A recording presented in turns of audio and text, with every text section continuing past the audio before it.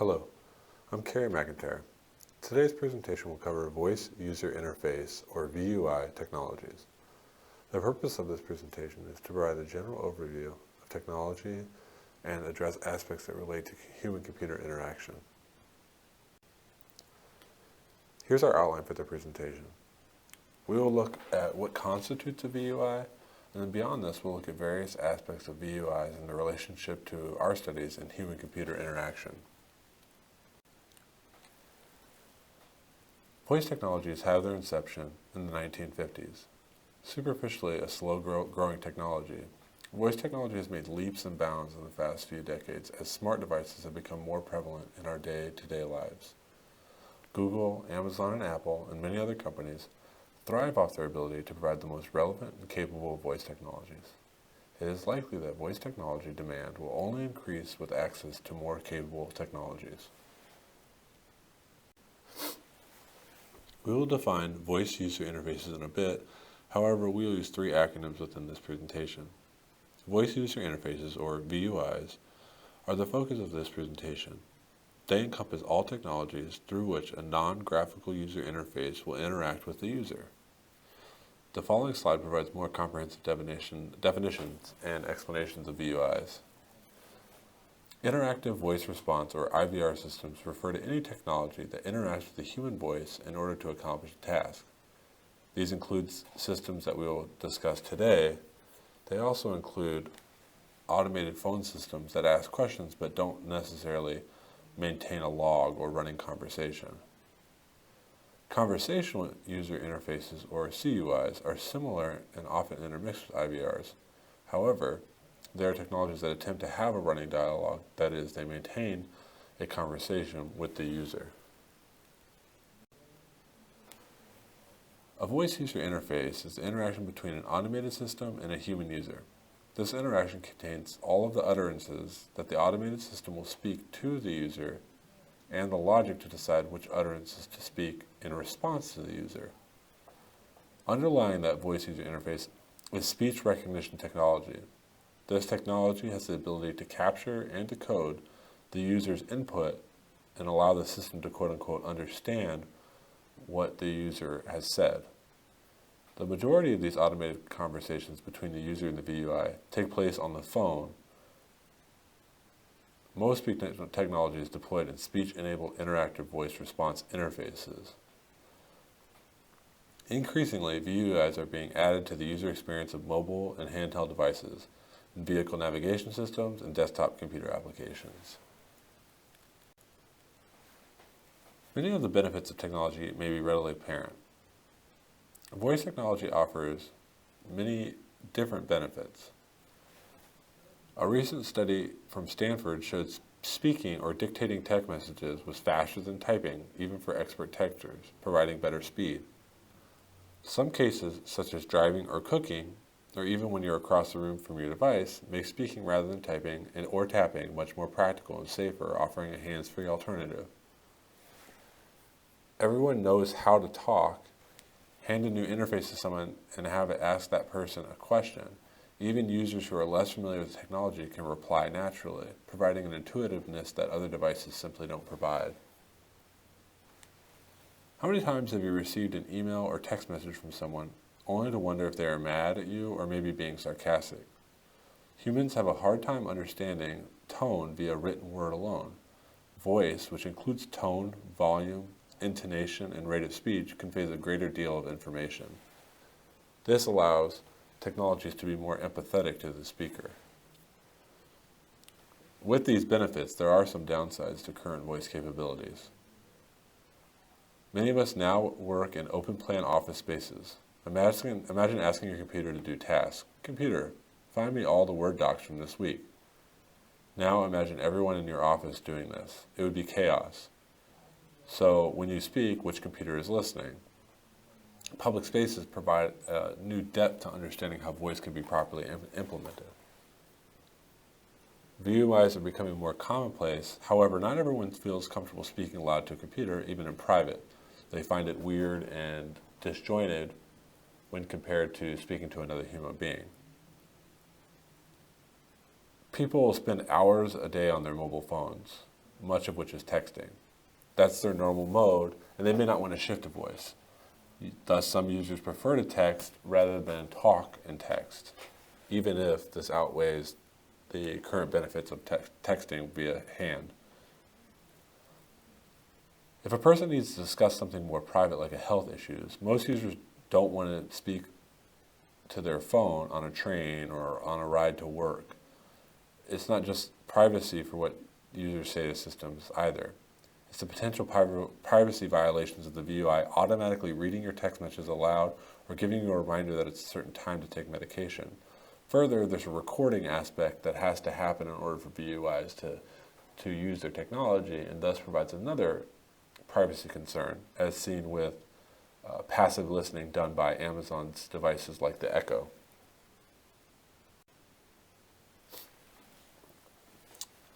An overview of the history of VUIs is pretty extensive. In the 1950s, Bell Labs built a single speaker digit recognition. These systems had very tiny vocabularies and were not much used outside of the labs. Through the 1960s and 70s, the numbers of words were expanding and could be understood towards a continuous speech recognition. That is, not having to pause between each word to identify recognition. Advances in the 1980s made practical everyday speech recognition more of a reality. And by the 1990s, the first viable speaker-independent system came into being, meaning that anyone could talk to it, not just the intended user. And then VUIs saw their largest growth through the early 2000s. IVR systems became mainstream.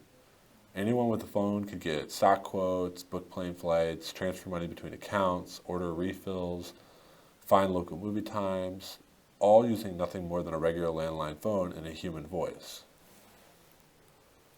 I've added a picture of Ash Julie, and I think it's kind of important to note that during the 1990s and early 2000s, these automated phone systems received a lot of skepticism from the general population, resulting in a lot of distrust of these devices. Most famously, probably Ash Julie from Amtrak. There was a famous Saturday Night Live skit where Julie goes to a party and tries to interact with other humans at the party, but is unable to due to her failed voice recognition.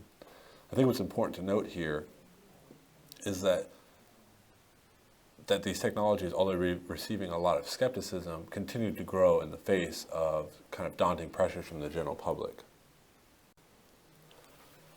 Current and most popularly are the examples of the current technologies are first Amazon's Alexa, which is compatible with many of their devices, most famously the Echo or now the Dot, a couple other devices, as well as I believe on the phone and some of their more Android-based devices. Google Assistant, which is actually just a newer implementation of an older Google technology, provides the ability of the user to interact with the devices similarly to a secretary or a note taker. And then Apple's Siri, which probably was the first mainstream VUI technology to kind of show up in everyday homes, is similar to Google's Assistant, providing, again, kind of a more interactive relationship with a smart device. And I think, although this is last, probably the most important of these VUIs, and probably the most misunderstood and misrepresented, are automated phone systems. Nearly all large companies with a customer service capability use VUIs to handle customer inquiries. Thus, automated phone systems are probably the most expansive and largest implementation of VUIs, yet we kind of tend to lean towards more attractive or more popular devices like Amazon, Apple, and Google. I wanted to kind of give just a general recognition process. I think it's important to understand the technology. This is a generic chart given in one of the resources that I used, and I'd like to kind of go over the entire recognition process. During this process, user input is captured via a microphone. It's either built in or connected to a computer or the device being used. The first major technical hurdle for speech systems is encountered at the very early stage of the process. So what constitutes user input? The process of making this decision is called end pointing. A microphone will capture any sound in the environment, not just those deliberately uttered by the user to the system. In noisy environments, the quality of audio signal is poorer than the signal captured in a quiet environment. We have all tried to use mobile phones in noisy environments, in cars and traffic, at a crowded airport, and experienced problems related to background noises, even when speaking to another human. For speaker recognition systems, this problem is amplified because systems cannot automatically distinguish between speech and non-speech. This issue can be improved by simply making the threshold for recognition of any sound higher so that low-level background noises are not detected. There is a trade-off, however, in this method because users who speak softly will simply not heard by a system who have too high of a threshold. Once that endpointing is done, we look for feature extraction, which then vectors and tries to attempt to recognize what the speaker is attempting to explain. Thus, we put in the word string must be, once it's recognized, there's a word string that must now become into a natural language understanding. So, for instance, if you were talking to Alexa and you said, "Alexa, I need Bearcat tickets," there must be some natural language understanding that happens between you and the device. Thus, the device must derive meaning. So, the item that it would receive is Bearcat tickets. And then dialogue management refers to, and it's a cyclical process back from endpointing all the way through dialogue management. When you're trying to actually have a conversation with a device like Alexa, we say, Alexa would come back and say, "What seats would you like?" And then you continues to prompt you and then do actions that revert back to the endpointing. And again, this cycle happens again and again, and thankfully technology at a fairly rapid rate.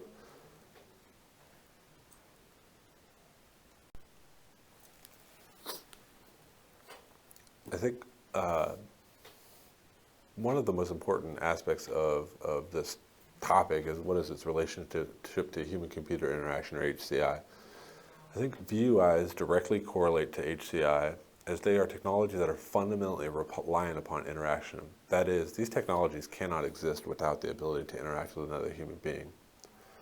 When looking towards HCI research, a research-based approach, the design, evaluation, and implementation of VUIs is incredibly important to understand newer aspects of HCI. That is, that there is a reciprocal relationship between VUIs and HCI. HCI research with graphical user interfaces, or GUIs, provides an excellent resource for future implementations of VUIs. That is, we can actually look at previous research from HCI that deals with GUIs, which is obviously not a VUI, and then this provides us some insight to the future, how we use VUIs in the future. VUIs are actually remarkably similar to GUIs and other systems of interest to HCI and how they interact with people. Albeit that there is no physical visual interface, a lot of the interactions are very similar. And then conversely, we can see that VUIs provide an excellent resource for more traditional HCI technologies such as GUIs. And I would also add that more GUI-based systems have VUI input as a part of it. So you look at Siri. Siri has a GUI component to it. And then even beyond that, Siri is now part of the Mac OS X community, Mac OS X software. So you now see Siri being used on a completely large platform computer.